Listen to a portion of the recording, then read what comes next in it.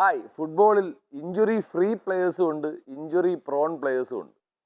പല കളിക്കാരും ഇഞ്ചുറി ആവാനുള്ള കാരണം എന്ന് വെച്ചാൽ അവരുടെ നാച്ചുറൽ റണ്ണിങ് ബയോമെക്കാനിക്സ്. അതായത് നമ്മൾ റോങ് ട്രെയിനിങ്ങിലൂടെ ഈ നാച്ചുറൽ റണ്ണിങ് ബയോമെക്കാനിക്സ് നഷ്ടപ്പെടുമ്പോഴാണ് പല കളിക്കാരും ഇഞ്ചുറി ആവുന്നത്. കാരണം ഒരു എക്സാമ്പിൾ പറഞ്ഞാൽ തന്നെ മറഡോണ എന്ന് പറഞ്ഞ പ്ലെയർ.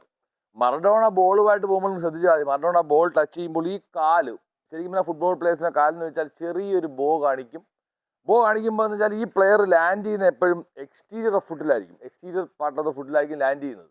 എന്നിട്ട് ഈ ഇൻറ്റീരിയർ ആംഗിൾ, ഈ ആംഗിൾ ജസ്റ്റ് എപ്പോഴും എലിവേറ്റഡ് ആയിരിക്കും. അത് ഇങ്ങനെ ലാൻഡ് ചെയ്താൽ ആ ആംഗിൾ എലിവേറ്റഡ് ആയിരിക്കും.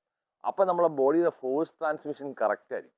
പല പ്ലേയേഴ്സും പോയി ഇൻസൈഡ് ആംഗിൾ ലാൻഡ് ചെയ്യുമ്പോൾ ഇഞ്ചുറി ആവാനുള്ള സാധ്യത കൂടുതലാണ്. അപ്പോൾ ഫുട്ബോളേഴ്സിന് നാച്ചുറലി ആ ഒരു കാലിന് ഒരു കർവ് ഉണ്ട്. ഈ നീ വരുമ്പോൾ അവരുടെ ഷേപ്പ്, ഫുട്ബോൾ പ്ലേയേഴ്സിൻ്റെ സ്റ്റൈലി ശ്രദ്ധിച്ചാൽ നമുക്ക് മനസ്സിലാവും. അപ്പോൾ അതുണ്ടെങ്കിൽ നമുക്ക് ഇഞ്ചുറി കുറയ്ക്കാനുള്ള സാധ്യത വളരെ കുറവാണ്.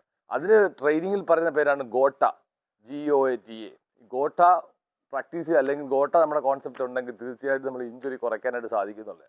അപ്പോൾ ഫുട്ബോൾ പ്ലേയേഴ്സ് നിങ്ങളുടെ റണ്ണിങ് ബയോമെക്കാനിക്സ്, അതായത് റണ്ണിങ് ABC കറക്റ്റ് ചെയ്താൽ നിങ്ങൾക്ക് വ്യത്യസ്തമായിട്ട് കളിക്കാൻ പറ്റും എന്നുള്ളതാണ്. ഈ ലാൻഡിങ് ഓഫ് ദ ഫുട്ടാണ് വളരെ ഇമ്പോർട്ടൻറ്റ്. ഇപ്പോൾ ഇനി വ്യത്യസ്തമായ വീഡിയോ ആയിട്ട് കാണാം.